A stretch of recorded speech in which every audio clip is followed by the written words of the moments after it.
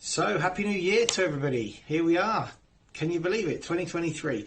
What a year 2022 was. We did over 250 non-lucrative visas, helped so many people come in on the EU platform as well, and we had a really good year. Thanks to all our clients and thanks to all of our service providers as well who help us out there across Spain in making people's dreams. Basically, it was a fantastic year, as I said. But anyway, let's move on to 2023. And well, it's a bank holiday today, isn't it? So we've just sat here coming to the office preparing for tomorrow, because tomorrow's officially the first day back, and I'm sure there'll be an avalanche of stuff to do. And I was just looking through our content plan and what we're going to be publishing this year. We've got quite a few different articles that we want to publish, and obviously based around residency and stuff, and bringing your vehicle to Spain as well. But we've got big plans for this year regarding the content and hopefully getting a little bit more out there.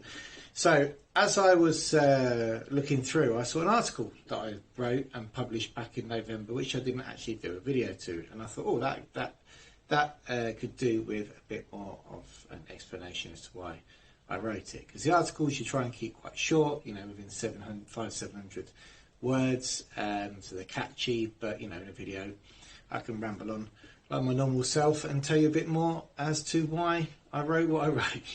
So anyway, actually, I'm looking at the article now. I've got it on the computer, so if you just excuse me, but if you look, I'm going to put the link to the article at the bottom. Okay, so check out the link at the bottom. All right, the article is Non-Lucrative Visa, it's all about the timing. And I wrote this article because now, and I want to talk to everybody out there who's going to get a non-lucrative visa now and talk about the timing, because we're right at the beginning of the year and it's absolutely crucial that you get your timing right for the year.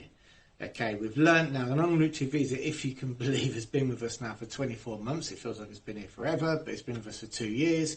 Really hasn't been 2 years because the consulates didn't open until the March of 2020. But we have learned an awful lot during that time. So going on to the article again, there's a few points that I raised in the article, and the first one was to be in control or not to be in control. Is that playing words? That's clever. That is the question.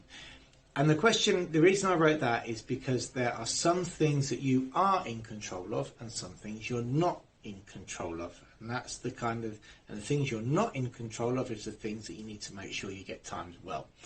What do I mean by that? Well, there's things that when we're helping people with non-lucrative visa that we manage ourselves, so that the application forms, the medical certificates that we do here in Spain now with one of our service providers. We have a good relationship with them. We depend on them, but we can get the Senate around quickly. Our health service providers, health insurance policy, we can sort of more or less, we can tell them when we need them to do things, basically. That's the way it works. And you can chase me and say, hey, Chris, I haven't heard from him, so right, there you go. Give him a call, get on the phone now, please. But there's other documents which you just simply can't do that. And those documents are things like duplicates of marriage certificates, duplicates of, your ACRO certificates, and things that there's various organisations. We've got here FCDO, so you've got the UK government, ACRO, the criminal records checks, that you have to depend on them. And what we've seen lately is during these 2 years, it's been like this. It's been a roller coaster ride. When the ACROs have been doing really well and they send them out quickly, then the wedding certificates won't take as long, it'll take longer. When everything's coming out quickly, we have postal strikes, which then makes it take a lot longer. So when we're managing a case, we have a sort of a stage 1 and a stage 2. Stage 1 is the time-sensitive documents that we have to get ordered straight away, because they could take a while to come, and we depend on those various government services to get them to you and for you to get those copies to us. But you can't start too soon. So if you start too soon and you get the documents, they could expire because they have a 90-day validity. So it's all about the timing. Something that we'll discuss. I mean, as a general rule, really, you should start your documents, I would say, 6 weeks before your expected consulate appointment date. That gives you a 6 weeks window afterwards on the validity of the time-sensitive documents. That's quite a good way. That's more or less how we plan it, depending on the time of year, which is something we're going to get to right now. So yeah, it's gone to say in the article that, look, as much as unfortunately you do make personal plans, these government agencies don't care about that. So being flexible is absolutely key. Okay. What's the next point? Turn your visa into your full-time job. Yeah, so if it's hard not to turn this visa when you're applying for a non-lucrative visa into your full-time job, but you certainly can. The more, albeit that you can have somebody helping you do it, the more attention you pay to it, the quicker it's going to get turned around. We have clients who are just amazing. Really, to be honest with you, they get an email from us, so let's get started email. Then I jump on the phone, I'm like, these are the first points. I'm like, done. Okay, right, this is what we do now. Right, we send this out, that's you. Okay, another call. Right, where are we? This is what we're going to do. All the way up to the point where the appointment's booked at the consulate. So, yeah, if you turn it into your full-time job, then you'll certainly get your documents through a lot quicker, albeit we do depend on other people. The next point is the great tax wait. Right, okay, so talking about timing, there's what we call here in the office the great tax rate. And it might be a rate if you don't wait, I can tell you.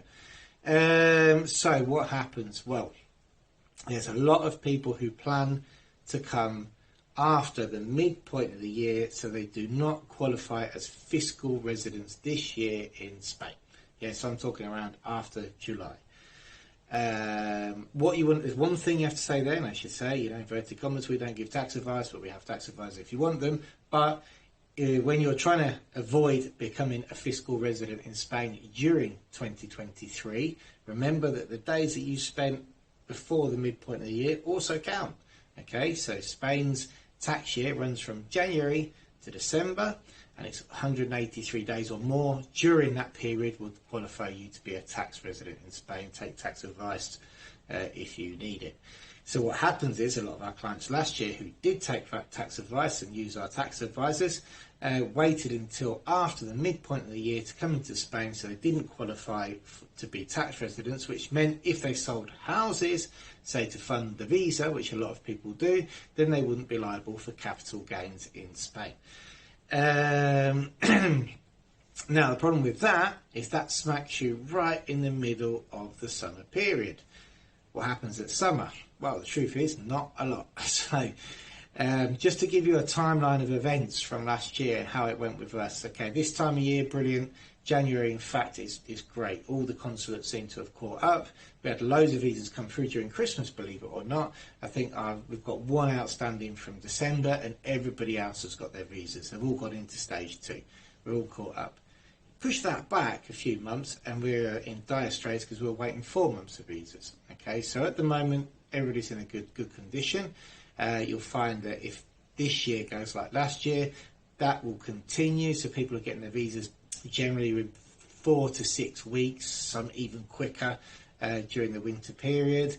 You may have a little bit of a break now because it's Christmas. I was just talking to somebody the other day in Bath, actually went to register a visa there, and he said, it's been slowed down a bit, the old cards haven't been coming through as quick, but after Christmas, normally, boom, they drop on the desk. So, yeah, this is normally a good time of the year. All the way up to Easter, you might find in Easter then, there's a little bit more of a delay for those applications going around Easter. That's normally okay, all the way up till you get to about May. May is when the problems start. May is when you've really got to, if you're going to apply, it's no problem applying in May, June, July or August. But if you are going to apply in May, June, July or August, or you're waiting the great tax wait for the second half of the year, then if you are putting your documents in July to apply for a non-lucrative visa, you can pretty much be sure you're not going to get anything back till September, October. That was our experience this year. Apart from a couple of random cases, we had one in Tenerife that came through in 2 weeks in midsummer, which is very special. That normally doesn't happen. Another one in Mallorca that came through. So it generally seems to be the islands, maybe they're not as busy, that pushed their visas through a little bit quicker in summer. But definitely, if you're coming to one of the mainland areas, which is popular with expats and students, because this is the main reason why they're delayed, because the students are all applying and the consulates focus on the students more than the non-lucrative visas, or they have a bigger bulk. I wouldn't say that they give them preference, but they evidently have a lot more volume, and the students obviously take precedent because they've got to be in by September, haven't they? So definitely, if you're looking at applying during the summer months, you have to be very, very, very, very flexible, okay, and also be prepared to wait a long time for your visa. Whereas the winter and autumn months generally tend to be better, and spring as well, obviously. And that brought me on to my next point, which was just having a foot in both countries. So a lot of people have fabricated deadlines. What do I mean by fabricated deadlines? I mean fabricated deadlines that you have made for yourself. Okay, now a lot of that is driven by transport availability. I know people with pets find that very hard. Shipping availability and availability of somewhere to live in Spain. Obviously, the easiest way for you to have no stress during your visa application is to have a foot in each country. So we had people last year who sold their properties, had to go and live with family members. They then applied in summer, and they then were with their family members 4 months, and they didn't want to be as much as they loved their family. 4 months was too much. So if you are selling a property, maybe find some good temporary accommodation in the UK for you to stay in, which is flexible, and evidently you're going to have somewhere to come to live in Spain. Which brings me to my next point, is if you are coming in summer, sometimes it can be extremely hard to get accommodation. And as we all know, some regions in Spain ask for proof of address when registering the TIE card, and others don't, like Malaga, for example. You can come, we've registered people during the Christmas period actually, who've got a temporary address, no problem, register them, they're going to get the TIE card. As soon as they get their permanent address, we'll just update the address. That's not a problem. Okay, so, and what else do we have here? Time in the next 5 years. Evidently, if you intend to stay for 5 years and get your larga duración residency, then you've got to plan those 5 years. You might have, there's a limited amount of time you spend outside of Spain on a non-lucrative visa. So make sure that you plan your maximum of 2 months average per year. You could do 3 and 1 or whatever, but we know it's 10 months in the first 5 years you're allowed to spend out if you want to go for the long-term residency, and you want to make sure that you time that well. Okay, so just look at the long game as well, because believe me, we're already in the residency renewal period. We've already got people here now for the years 2 and 3, and that first 12 months goes really quickly. I can tell you.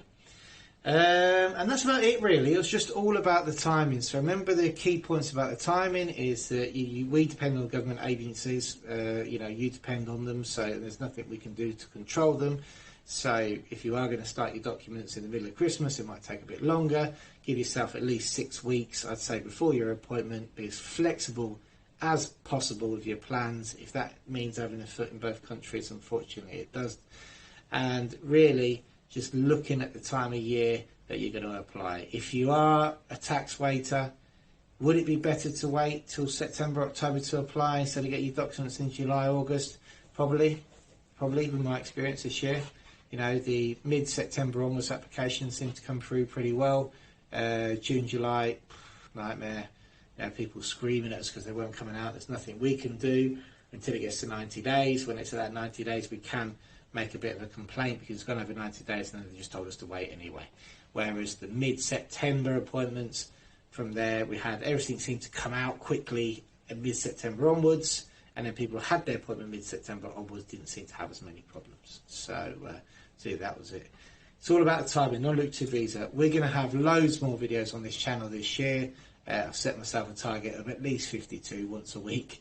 And most of them will be based around articles that we write and things that we come across, to be honest with you. So Happy New Year to everybody. Thanks for watching the channel again, and keep an eye on the channel, our news feed, also the YouTooSpain channel, where I feature as a special guest every couple of weeks.